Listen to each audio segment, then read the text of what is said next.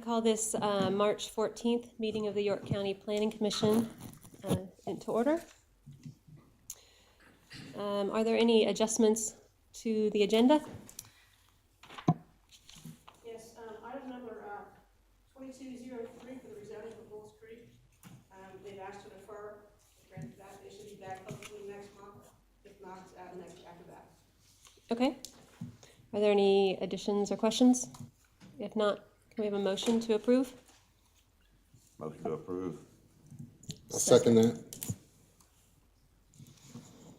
Okay, and minutes, any questions or changes?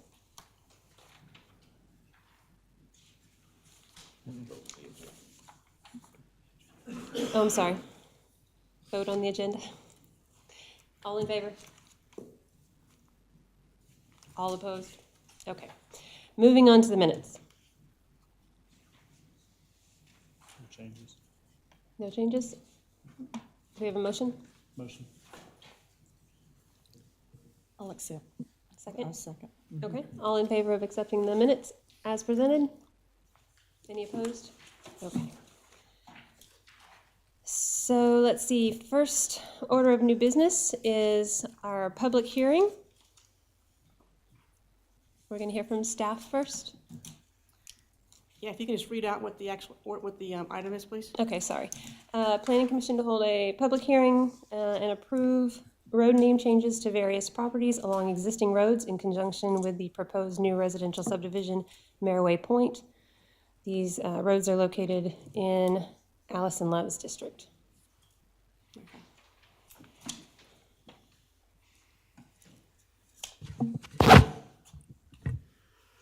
Hey there, I'm Gina Aaron, the 911 addressing specialist. This public hearing is being conducted in order to review the reassignment and existing addresses due to the continued development of Maryaway Point in Clover, South Carolina, located off Charlotte Highway. So there's 7 addresses that will be changed. And here's the map. There's 3, 1, 2, 3, 4, 5 at the bottom, and then 2 up at the top.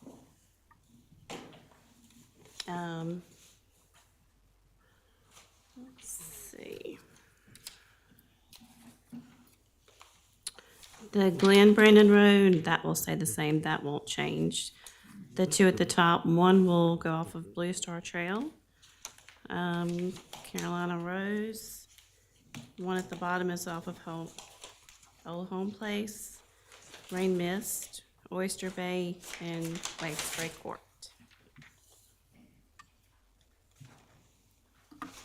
That's all.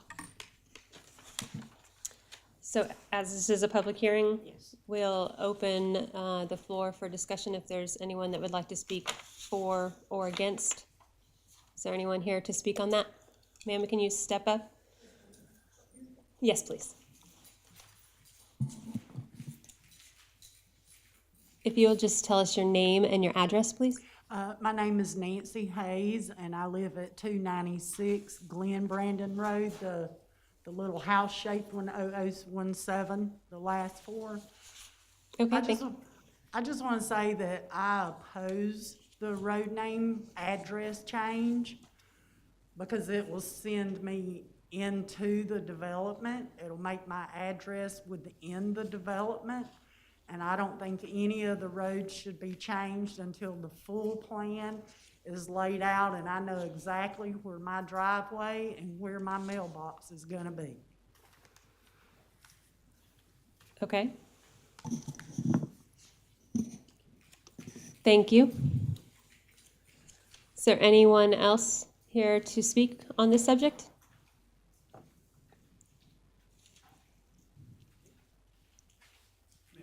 I'm Ben Johnson.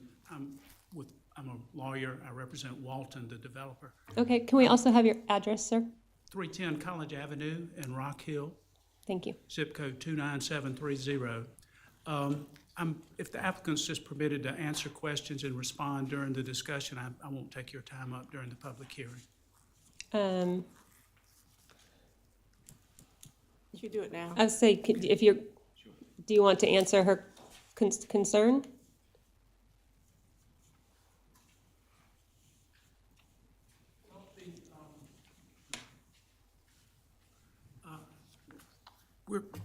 I'm with Walton, and of course, this is not, the preliminary plat has already been approved by the county council and this commission. And there have been a number of cooperative things done, lowered the density, changed the design, avoided wetlands, avoided an eagle's nest, increased the buffers. We've had a number of public hearings, as you all know. There's a gift to the county, 3 acres, I think maybe for a farmer's market. I don't want to say exactly what it's going to go for. There's a agreement with the county that the parties would cooperate in good faith on the remaining approvals of the plat. Some of the names, this project goes back a way, and some of the names that were originally reserved have either been used on other projects or are phonetically similar to the names proposed. So there are 6 new names. There've been a number of meetings. They've met with the people affected by this name change. It's going to provide better access, paved road, utilities. And we've not heard any objection to the names themselves. Ms. Hayes, I'm not sure Ms. Hayes is I didn't get the impression that you were objecting to the name. I got the impression you didn't know where exactly or which road you would be coming off of. Is that correct? Do we know that for sure? I believe you know where it's coming off of. 56117.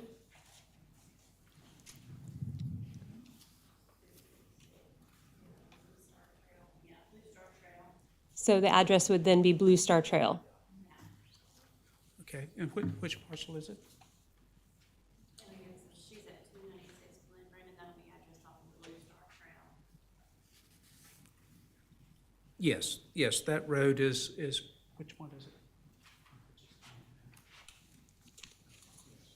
Yes, that road will have new paved access. Right now, it's somewhat landlocked with a dirt road access that's going to have access onto a paved road that will be much more efficient than what they have right now. But anyway, thank you. So does that answer your question, ma'am, in terms? Basically, instead of going, when I go out my driveway and taking a right on my dirt road, they're gonna make an access road that goes straight into the subdivision. And then I have to drive a mile to get myself on the Highway 5557. Am I still gonna have access to that dirt road the way I get out now? That I don't know.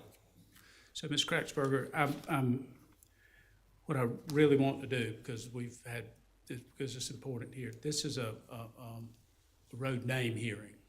Yes. And we've had a number of meetings. Our client has had a meeting with the affected people. I think it did it by Zoom.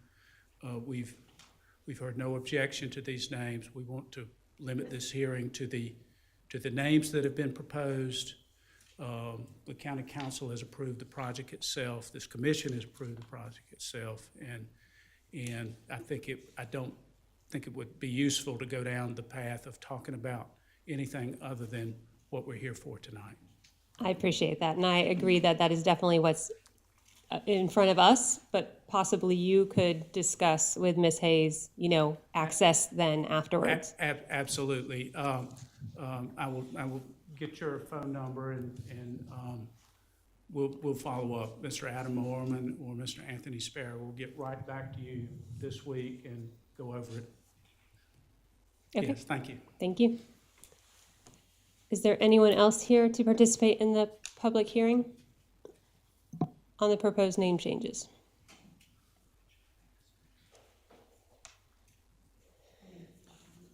So, if I understand this correctly, she doesn't object to the name changes.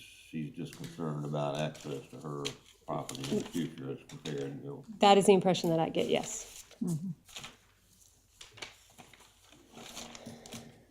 Do we have a motion?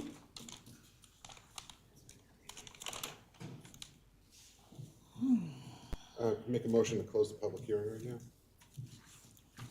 Second. All in favor of closing the public hearing?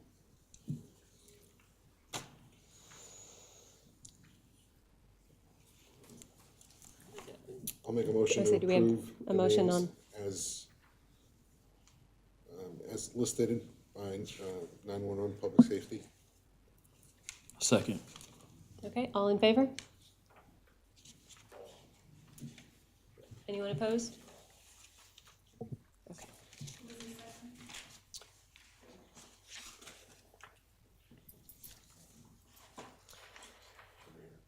Moving on to our second piece of business, subdivision King Road applicant.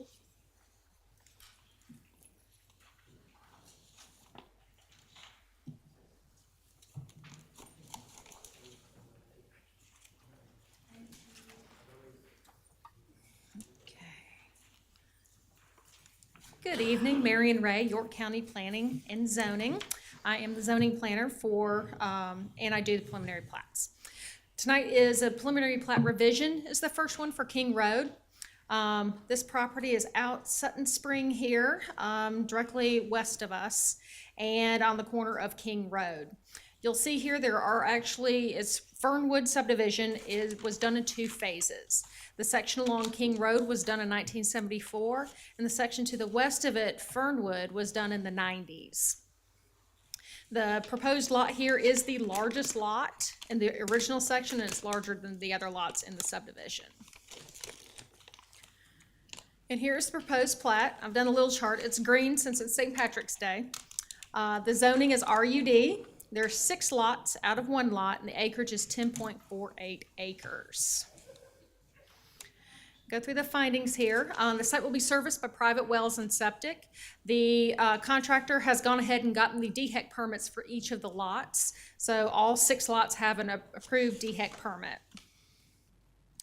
And then single-family residential is an allowed use. RUD does now have a density per the new code. It's 1 unit per acre, and the proposed is 0.57 units per acre. TIA was not required. The division is too small to require a TIA. And the development is accessed from existing portions of King and Sutton Spring Roads. Both are maintained by SCDOT. Due to the lot width, sidewalks are not required in the subdivision, and they are not required to meet the open space ordinance. They are also not, tree save is also not required in part of this. I'll go back to the plat. There we go. We have any questions for staff?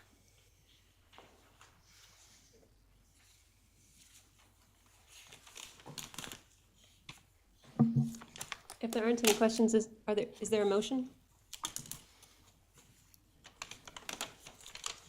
I'll make a motion to approve. Second. All those in favor? Anyone opposed? Thank you. Moving on to number 3. Greg, you're gonna. Sorry, the subdivision, the Gables at Hen Mill. Okay. This is the Gables at Hands Mill.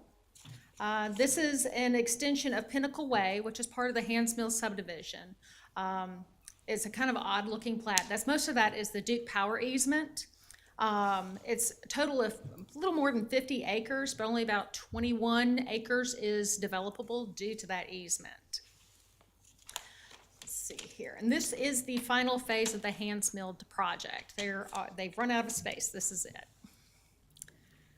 So we're looking at 19 lots in RMX10. RMX10 is our new zoning designation for RD2. They're also in the Lake Wiley overlay. As I said, 50 acres for the entire piece of land, but only 21.25 were developable. So that's where some of the numbers come off of. Open space is, they provide 4.27 acres, 20% of that 21.25, and they are providing 21% of the existing tree canopy, which was 21.48 acres. I've outlined the tree canopy, tree save areas in green. There are diagonal hatching for common open space that I did not highlight. That's kind of in the central area and in the little paddle because Lake Wiley requires frontage onto open space now, a certain percentage. We did get a tree survey for the green areas, and it has been approved by staff. go through the findings here. Willingness and capability letters for York County Water and Sewer have been received by staff. So the second part is not applicable to this one. And then single-family residential is an allowed use. RMX 10 has a density of 2.5 units per acre. The proposed is 0.89 units per acre. These are relatively large lots for the Hands Mill project. And then for a TIA, an amended TIA was completed, and it concluded no improvements were necessary as acceptable levels of service are achieved by the existing infrastructure improvements for the rest of the development. And then the development is accessed from the existing Pinnacle Way, which is a privately maintained road from Hands Mill. And the site is bounded by 2 existing subdivisions, one of which is Hands Mill and the Large Duke Energy Easement and Lake Wiley. So it's it's tight in there. Sidewalks are required and provided. And then the 20% open space is provided and required. And the tree save has been completed and accepted by staff. Go back to that. Do you have any questions for staff? How large are these lots? More than an acre each lot. Each lot is more than an acre. Yeah, I think lot 3 is the only one that is less than an acre, and lot 16, but actually there are about 4 of them that are slightly less than an acre, but the large ones against the lake are much more than an acre.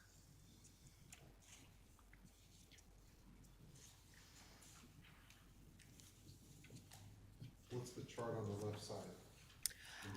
That is the area table. I'm not entirely sure. I cut off the front part of it. Trying to remember. It was a 10-page preliminary plat due to all the tree save. So I had to find the clearest picture to use because it was quite densely populated with topography in particular.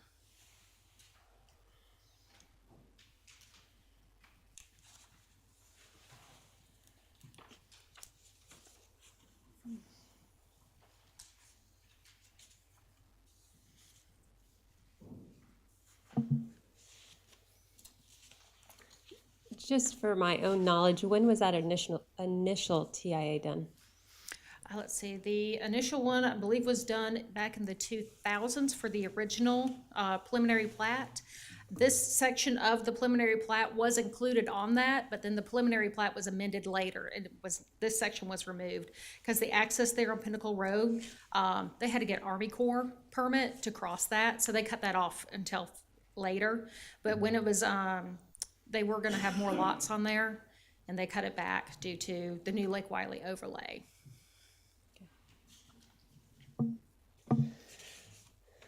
Do we have any additional questions? Do we have a motion?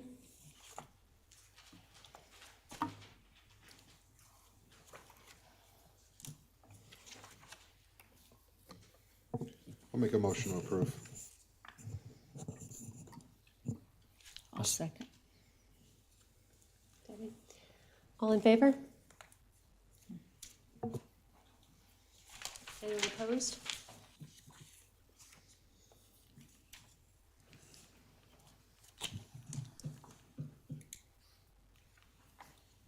Will you grab Greg?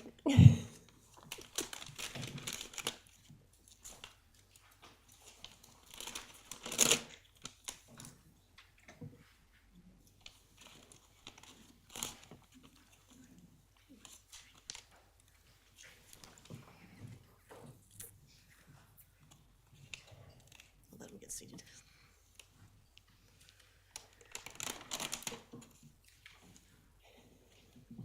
Okay, this is the first vested rights extension for Paddler's Cove at tax map number 55900000021.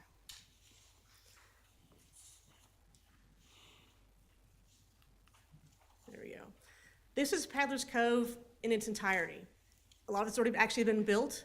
We're looking right now for Tract E, which is the furthest one on the western side of the property. Everything else has been built out. So it's zooming into that section right there, which is this section over here on the map.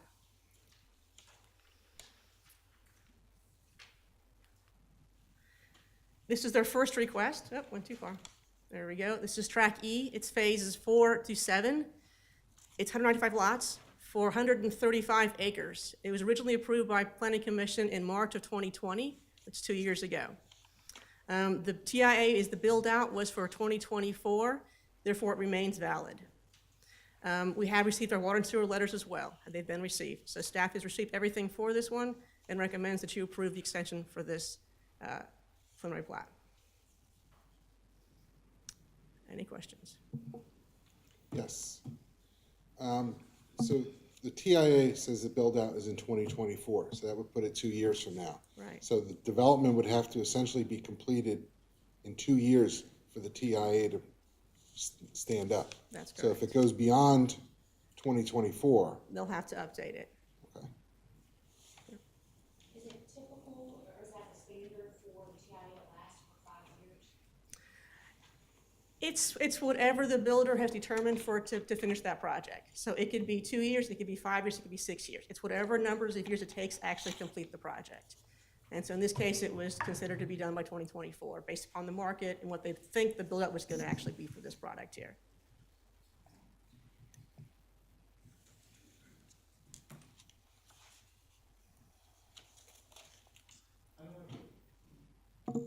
It's on now. I know I keep bringing this up, but I see that Blue Granite has submitted a, willingness and capability letter. I still have concerns. They can't seem to provide the water capacity to the existing development now. And they're just presenting a letter saying that they have the willingness. I believe the willingness side, the capability, I doubt. We as staff received these documents from the developer, the water provider, sewer provider, and we take them and we have to accept them. Still have doubt. I had a question on the letter from Blue Granite, and that is in reference to the phase. And there it's stating that it is for phase 3E. So to me, that's a little confusing because we're not talking about phase 3E. We're talking about phase 4, 5, 6, and 7 in track E. I'm not too sure where they got the 3 from. Maybe they have in their phasing, it was probably, if I can kind of go back to the map, in their mind, it may have been, I'm only speaking for them, I think maybe what they're thinking, how they may have broken down 1, 2, and 3. I don't know, but it definitely is for the tract E. And they do mention the number of units and everything too, so I believe they have Yeah, the number of appropriate one. units and everything is right. I just wonder if we need to get that clarified. Well, it was approved for 195, but Blue Granite says 97, 197. right. Yeah. I would think all of that should align. I would agree.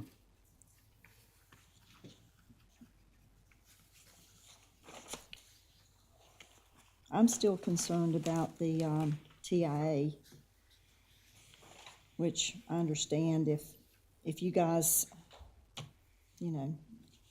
have a definite date there that you're okay with this, but for that area, I would think 3 years, the traffic in that particular area has changed dramatically. Right, and they would have assumed a growth rate in their TIA based upon what was actually approved and permitted, not even built yet. They would have gone ahead and put that growth rate in there, assuming that was coming. That's part of the process. Okay. So the fact that the actual impact study was dated in 2013, That was for the first one. that was Then for it the was first, updated and then again in they amended it? 2019, and now this is 2022, so it's still a valid TIA. If it's all built out in 2 years. Correct. Just because I don't know what happens. What happens if, we're heading to a recessionary period right now, I believe. And what happens if suddenly things come to a halt from a builder perspective, they're only halfway through and when 2024 hits? Well, they would I come mean, back, I they don't- would, I don't know, so- if they can't get this built out and they come back in and, next year, say, you'll look at it again, it would still be a valid one. They have one more extension, well, they have to have, 5 more actually, 4 after this one.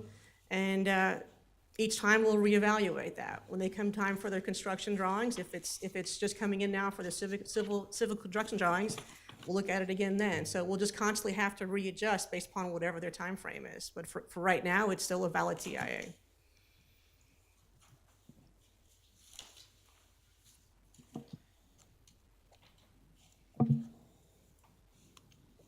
Do we have any additional questions? And if not, is there a motion on the table? That we reject this. Not approve it. There is a motion on the table to not approve. Is there a second for that motion? I'll second. My reasoning is that this will have a adverse effect on the public in that area. Based on that, we don't have to approve this extension.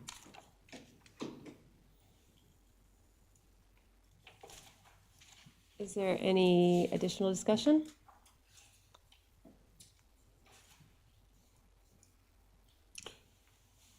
Are the developers here? The people who are actually developing? Can we hear from them before we make a vote on this, on some of the questions that have come up? Sure. If you'll step forward and state your name and address for the record, please. And I just want to make sure that in terms of Robert's rules, that this is proper to have questions. Obviously, we haven't voted on it. I just want to make sure whomever the You expert do is have a on motion that. out there. There's a motion out there and we're at the question Just a part of the motion. So can we have further discussion with him or do we need to vote on the motion first?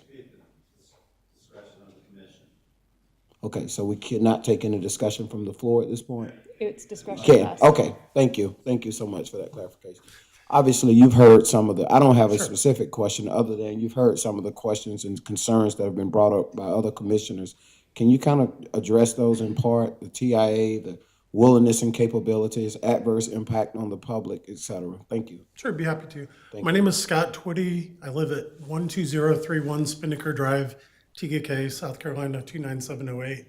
And I'm the land development manager for Fielding Homes. So what I can tell you is that this is a normal extension of our vested rights. We still have some issues to work out on this parcel to make it feasible to move forward with development. I believe the primary issue, I've only been in my role about a month and a half, so I'm getting familiar. I'm familiar with all the current phases of paddlers, but in this part, I think the main issues were topography and the sewer to come up with a workable plan.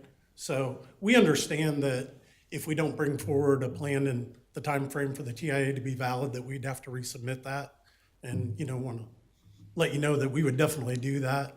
As far as issues with blue granite and water capacity, I haven't been aware of any of recent, just the normal day-to-day things of getting through a construction period of development, but I haven't heard of issues, but I'd be happy to look into that further and talk to ESP, our engineers, and try and get more. But this is really just an effort to continue our vested rights, not so much that we're ready to submit construction drawings. So I think there'll be time, and I think it's highly likely that we will be updating a TIA as part of this.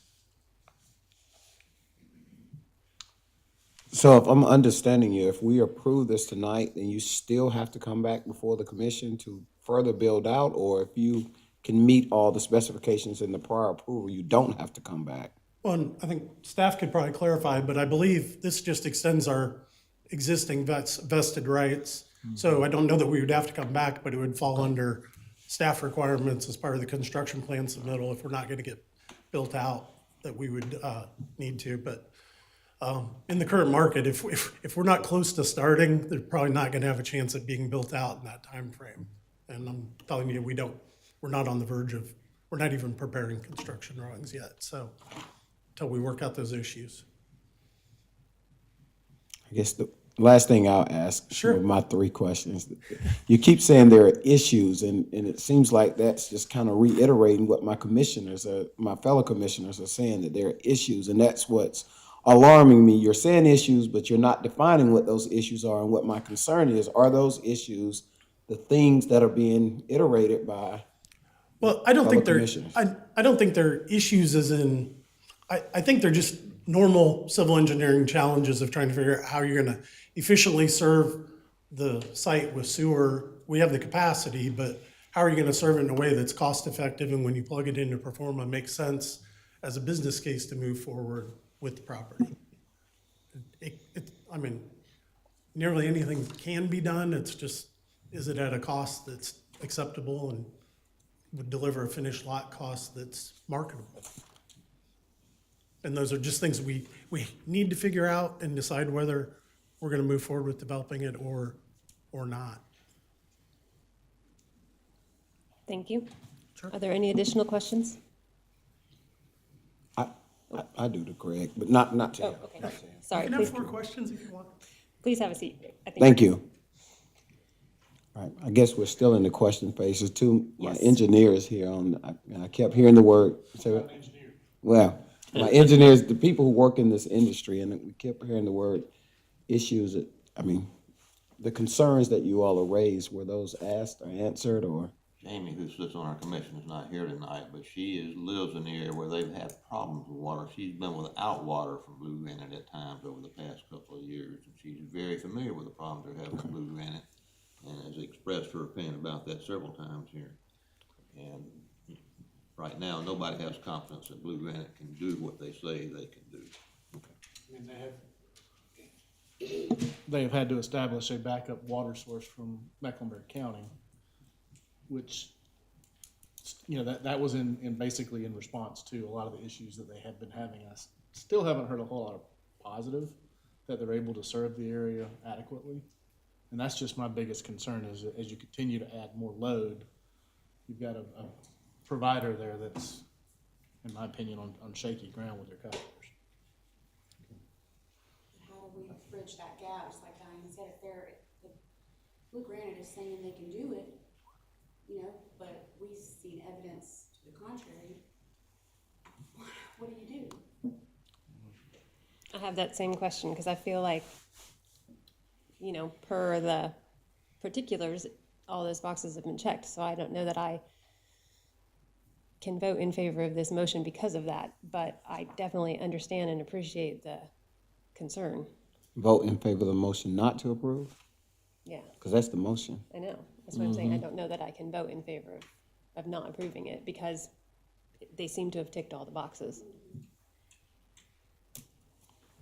I think it'd be prudent if they would be given the opportunity to at least address it to us versus, Blue Granite specifically, you mean? Blue Granite. The letter is easy to write, but do they have numbers to support it?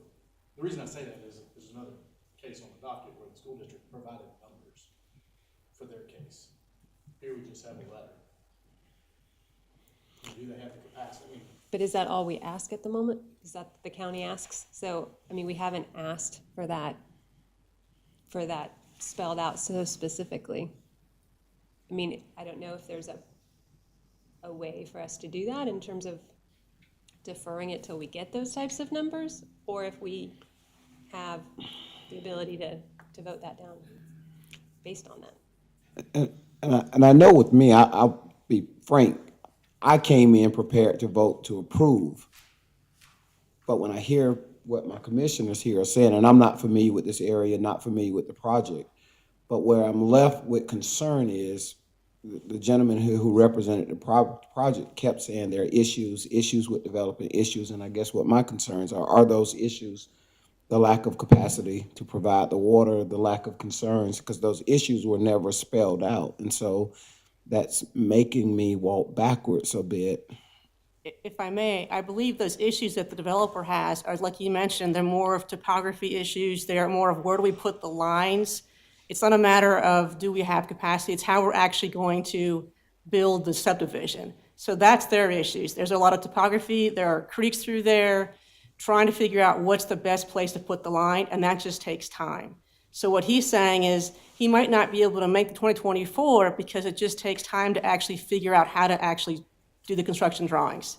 So therefore, if he can't, he'll come back and do a new TIA as would be required. So I think the issues that he would have are different than what the commission here, they're expressing.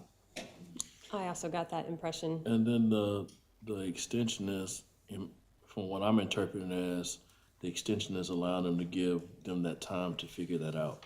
That's correct. I know when we had seen the Merriway project the last time, the willingness and capability letter was also spelled out that so many lots were gonna be granted to them. I think it was per phase. I think they had broken it up into 3.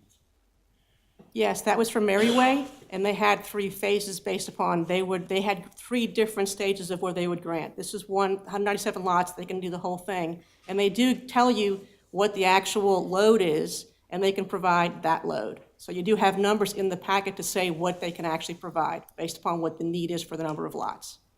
Kind of like a school system would. But there's 4 phases with this, so they're gonna build all The whole 4 at thing. once. They have enough capacity for all 4 phases, is what the letter reads. Is there any recourse if they end up not being able to do that? Who can't do what? Provide the load for the water for them, like, they were talking about the, water outages and. I'm not certain what the recourse would be for that.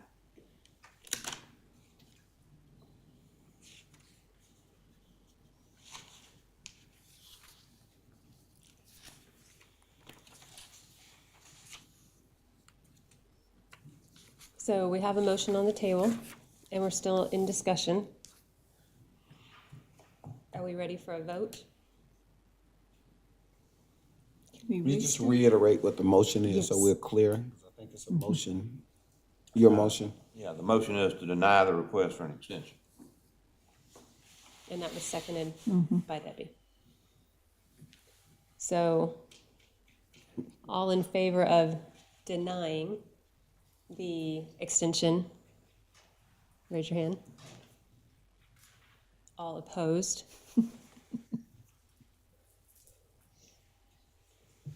Okay. Moving, sorry? It was, the motion was defeated. The motion was defeated. Yes, the motion So was the- defeated. The extension So can the move, extension will visit- move forward. yes. Yeah, in the affirmative, sorry.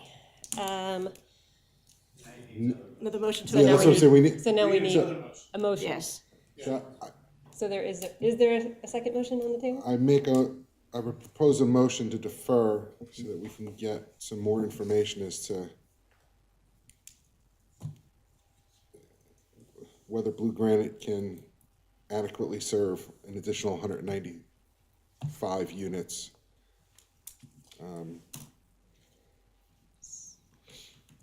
Do you, And also, I'd also like them to correct some of the errors in their letter and have it match up with what was actually approved. I'd also like to request a new traffic study.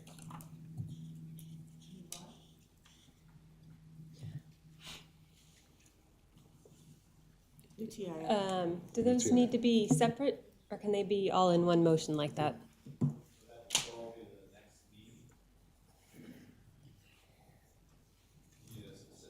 Okay, yes, by the next meeting.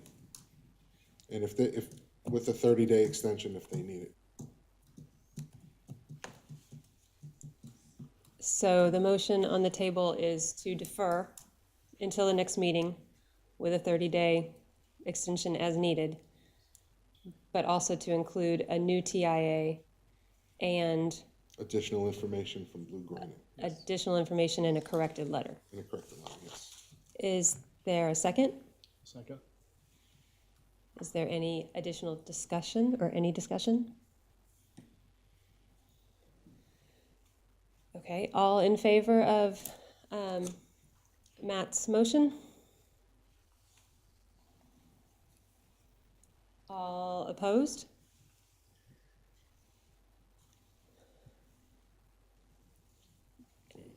Abstentions?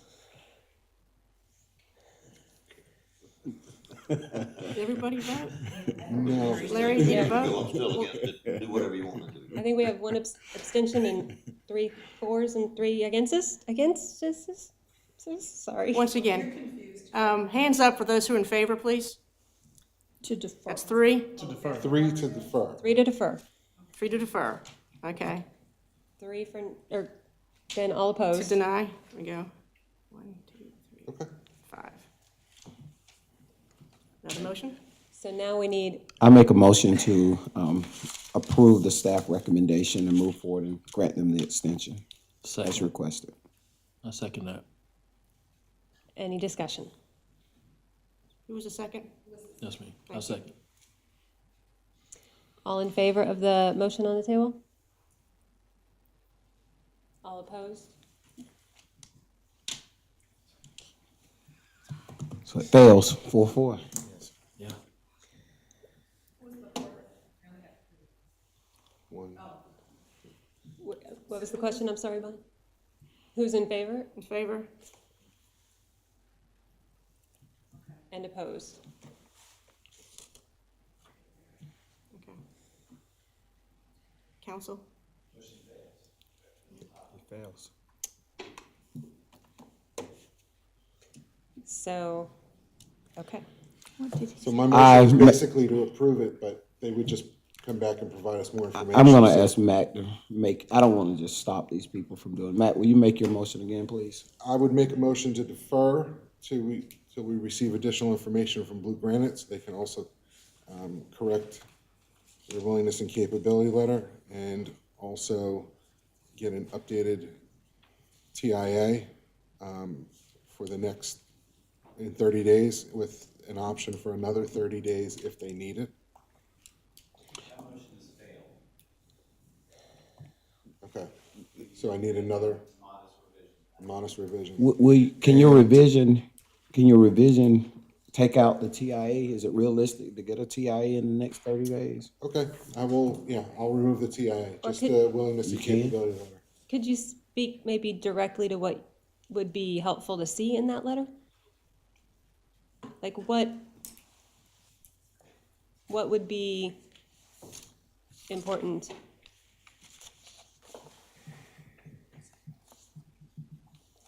That they can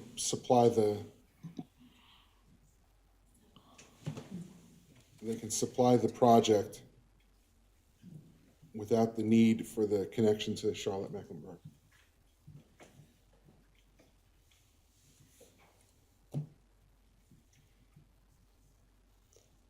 Okay, so the motion on the table is, To defer,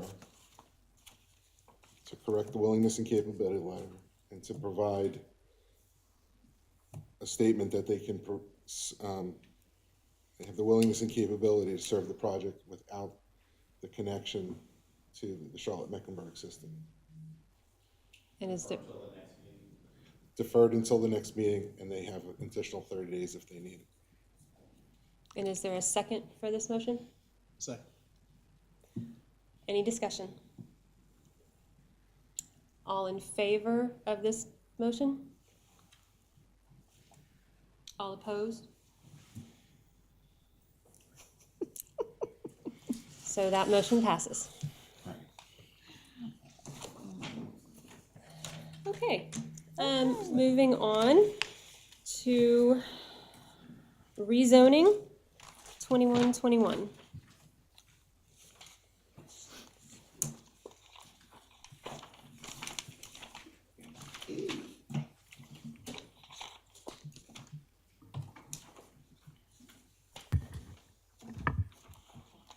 Okay, rezoning 2121, applicant is UA Properties LLC, address 3251 West Highway 160 in the Fort Mill area, tax map 648 00010 and 002 and 030.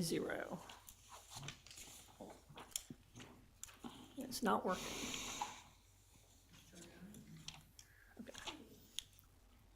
So the request is to rezone almost 5 acres from rural residential to neighborhood commercial. So that's the old BD1. The applicant proposes a mixed-use development with a mix of office and retail. Next slide. So the vicinity map, this is very close to the North Carolina state line on Highway 160. So that's a 4-lane road with a center median or turn lane. This is across the street from the Lennar development that was denied recently, if you remember. Next. So the area, it's an area that's ripe for transition. You see that there is the Zor Road intersection to the south, and further south is the 160 and Gold Hill intersection. This area is going to be transitioning over time. So, next. Not really much to speak of here. Next. So the zoning, you see it's predominantly RUD, which is the original zoning for the area. You see some general commercial near the 160 and Gold Hill intersection. And you see some RMX 20 also to the south, where there's some newer residential development, which could transition this area as well in the future. Next. So we have a community center that is focused on the Gold Hill and 160 intersection. When we created these maps, the circles were all the same size. So when we do the update, they're going to be more like an ellipse or an oval, because in reality, the circle is too big and really shouldn't cover this area. It should be more narrow and focus more on that Gold Hill and 160 intersection. So looking at the land use map, it shows it as single-family residential. Across the street is neighborhood residential. So we'll go to the next slide. This is the proposed site plan. You'll see it's a mix of office and retail. Granted, this is all preliminary, so once the market determines what could be on this property, it really could change. Next. Okay, so the land use relationship, it's single-family residential, which is predominantly single-family lots. Low-density commercial serving the neighborhood could be at the intersection of major roads or adjacent to existing commercial. You'll notice from the map we just looked at, this is not either of these. Next. So we're recommending denial, once again, denial of this request. It does not align with the comprehensive plan, and it's not located at the intersection of major roads or next to existing commercial. So it does not meet either of those criteria. The commercial uses, they locate within the community center at that intersection, and we're not really sure that retail or office would really be viable in this location. Living in the area, office and retail is already vacant in this area, so the demand already exists, or lack of demand, the supply already exists. So we're not really sure if there were to be new demand for this property. So, any questions? Can you clarify that last statement? What in that area is vacant? For example, the old Gold Hill YMCA is being marketed. It's a BD2 property, I believe, and it could be converted to office space. It's vacant right now. I believe there's some retail space further down towards TK as well that's vacant. So.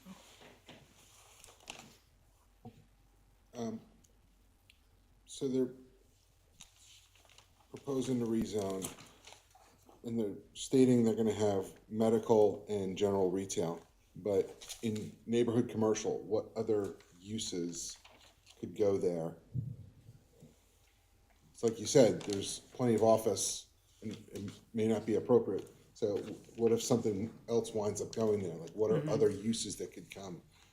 I know it's in the zoning chart, but the zoning chart's new. I don't know it as well as. Yeah, I know there's a limit of 15,000 square feet per building. Correct. But you could have multiple buildings then. Sure. Right. Okay. And do you have the uses? It's very similar to what it was before in BD1. So that would be your typical strip Personal center, services personal kind of thing? services, right? You can do a car wash. You can do some very low scale. You can't do there's no gas station allowed there. You could do a fast food restaurant, I believe. I'm not too sure with if you can do that now. To double check that one. That Well, at may the have some bottom here, it changes to says retail sales, animal hospital, restaurant, banks, brew pubs. That's the proposed zoning. Yeah, current Right. zoning would allow rural, residential, agricultural, schools, and churches. Yeah. So we believe that this property should be rezoned from RUD, but we don't believe that BD1 is the appropriate zoning. And you really see this area going residential? As a larger project. I could see that for the farm behind what butts 160, but I gotta be honest, all the way down, I mean, I see that. Yeah, we would see it more as there to combine these smaller parcels with the larger parcels in the back and to have access on both 160 and Zor Road.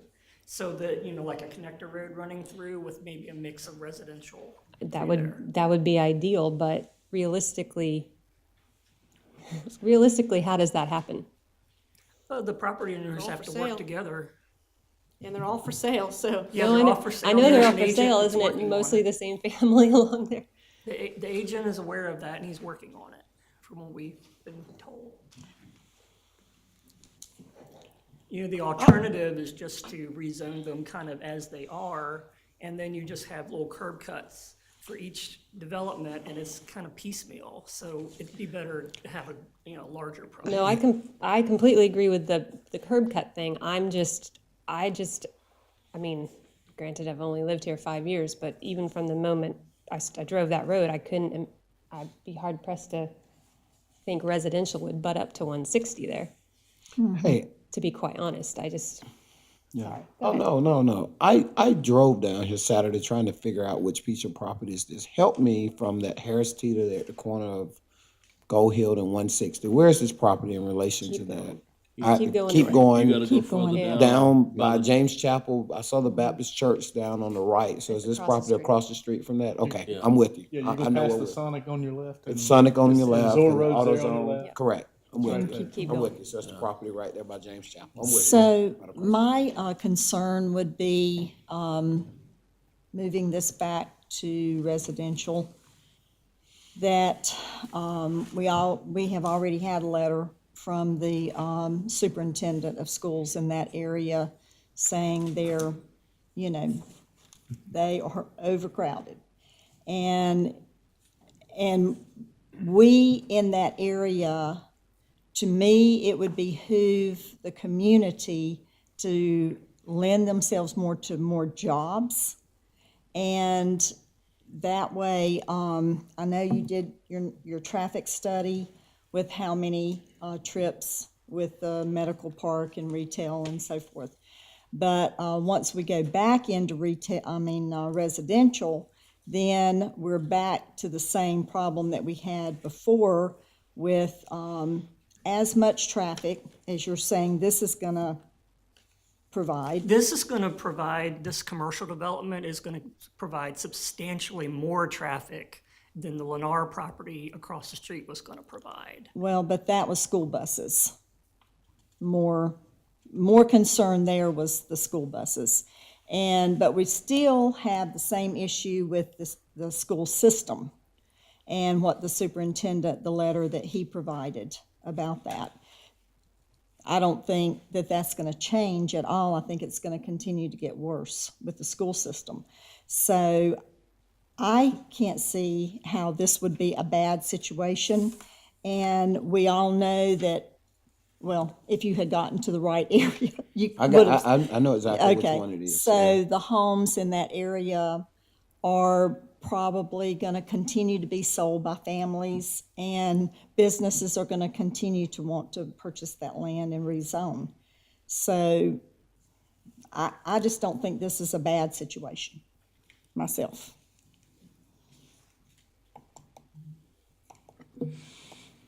We're only talking about 4.9 acres. How many single-family residential homes could be built on that? Well, that's gonna depend on the zoning. What if it's RMX 10?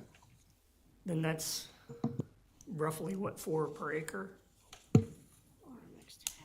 I know they have caps If it's on them. clustered. We need they a new might get to cheat sheet that. for this new zoning. I know. We really do. Yeah, we We do. do, I we mean- do. Yeah, we'll get you something. Yeah. That's right. Yeah. Up here, we can. I mean, right now, it's RUD, so these are 1 acre lots. Right. That's all you're gonna get there right now. It would take a rezoning to get anything more for residential. So we're not turning it back to residential, we're just leaving it as it is, which is RUD 1 acre lots, waiting for a better project to come forward. And in all reality, a developer's not gonna buy 5 acres to build houses on. They're gonna want a larger project. If they buy 5 acres, they're gonna wanna put as many units on there as possible, With the It's not gonna rezoning. be a With the low density rezoning. project, like more town. likely. Just, is it, And of course, in this area, there are the Fort Mill School impact fees. May I ask my one question here? And I get your other, there are 3 reasons why you're recommending not, and certainly I understand and respect the first 2, but the third one, if private citizens want to take their land and invest their money, shouldn't the market then decide, as I always ask, whether or not they're gonna take a loss or not take a loss, or other properties are there? That's their financial risk, isn't it? So why would the government, the county, even be concerned about the third reason why you listed? I mean, we're trying to look out for, we would prefer that there would not be vacant retail and commercial, office just sitting out there because there wasn't proper due diligence. Just trying to look out for, the people live in that area. I can appreciate that, but then I look north or south between, for example, Zor Road and these parcels, and I know that there are some abandoned trailers and other things that are not nice to look at, and certainly aren't, what I want to see every day driving down. And I feel like if one property is developed, then it will show what is possible. I'm torn because I very, very frequently like to follow, the comprehensive plan. I feel like it's important when you move into area to be able to maybe look at that and have, anticipate what is going to be around you. But like you say, this area is truly in transition. And I feel like, I don't know that it's our place just because we'd like to see a nice development go in, but if it's not on the table, if it's not anywhere close to coming to the table, can we I feel, I'm not sure if we can deny that person that is getting the jump on it the opportunity. I would love to figure out a way so that there's one entrance and exit to a stack of businesses. I don't know if we ever have that possibility from a planning perspective. Instead of having all those curb cuts like you're talking about, it would be nice to have an initial that, future developments have to come off of. I don't know if that's something that we can, is that something that we can ask? You probably wouldn't need to ask for that. There are requirements for them to, when they do their design, to provide Like stub curb outs cuts to- or access points with Right. agreements that have been recorded to make sure that when the parcels next to it that are vacant come in, they would have that shared access drives. And this so is we ju- do require that, and they have to be recorded documents. This is for a zoning change request, right? That's correct. Am I understanding that the RUD designation is not what we're expecting it to remain in the future if it is a transitional area? That's correct. But, what staff is saying is that there's a better zoning designation than what's being asked for, is that right? And this is really just, the first person that put the property under contract. There could be others, but they don't have that opportunity right now. There could be somebody with a bigger picture that wants to put that property together, but it's under contract, so they can't do anything.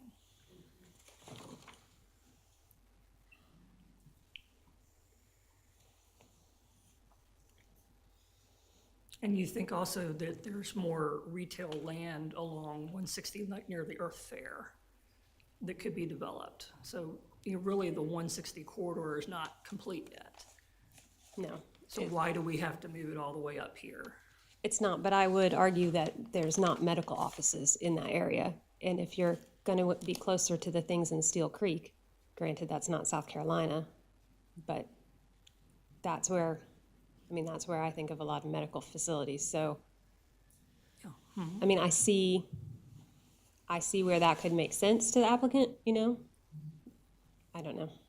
That's just, when I read this proposal, that's where my mind went, was there are those urgent cares and other medical facilities relatively close there. Are there any additional questions? from No, staff? I just happen to, I agree totally with Kate here. This one is a struggle, because certainly we want to respect the due diligence that staff has done, but just asking private citizens, I'm not sure that I can go along with the staff recommendation. And just to make a comment on this, I rode down this area too, this weekend. When I ride in that direction to the state line, I don't see residential in the future.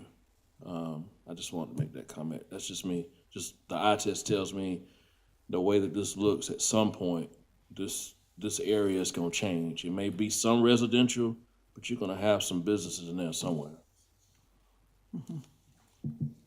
I agree. Sorry, I was gonna ask can I ask a quick question kind of in regards to if there was a motion on the table to deny and then, or no, approve, could the idea of a joint entrance, universal entrance, one entrance for that whole area be addressed in something like this, or would that come later? That's part of the code as far as the orders goes. That'll require that no matter what. So that should not be part of your conditions. That doesn't have to be a condition. No. Okay, I'm sorry. Any other additional questions? Does anyone have a motion? I make a motion to approve the change in zoning as requested by the applicant. I'll second. Any discussion? All those in favor of the motion on the table? All those opposed?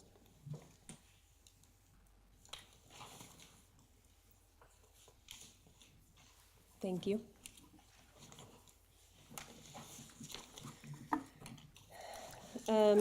Moving on, number 6 was deferred per our changes to the agenda, correct? And you're not sure to when, maybe next month. Maybe next month, okay? And number rezoning 22-04. Okay, 2204 Brandon Valier is the applicant, 444 Maynard Grayson Road in Clover, tax map 265000085. So they want to rezone a little over an acre from AGC to RUD. The total property is like 9 acres, and they just want to rezone a portion of it. They're going to subdivide that acre out and give it to a family member. So the star is the portion of the property to be rezoned, and the rest of it stays AGC. This aerial, nothing on the property right now. Nothing here. Okay, AGC in the area, RUD nearby. Whoops, we're both pushing buttons. You're working, I didn't touch it. Okay. All right, so the land use plan shows this as rural residential, so what they're proposing to do is just that. So the proposed subdivision showing the 1 acre lot with the required frontage.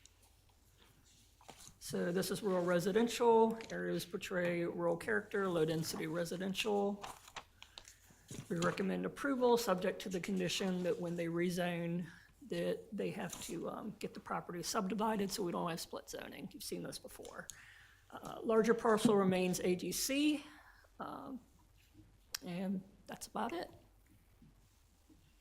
So under AGC, they wouldn't even be able to split it anyway, Correct. without a variance, Without a rezoning, without a rezone. yeah. Make a motion that we approve the rezoning and adopt the staff recommendations. I'll second that. All in favor? All opposed?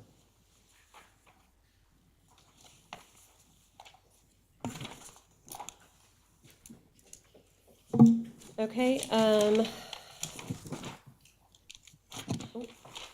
the zoning, tracking sheet? Are there any questions or corrections or?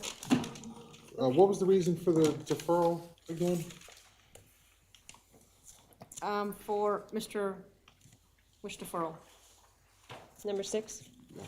Oh, the sixth, oh, for the agenda here. Yeah, I'm sorry. Just working out their site plan and issues. Do you have issues? Is there a motion to adjourn? It's that one. All in favor?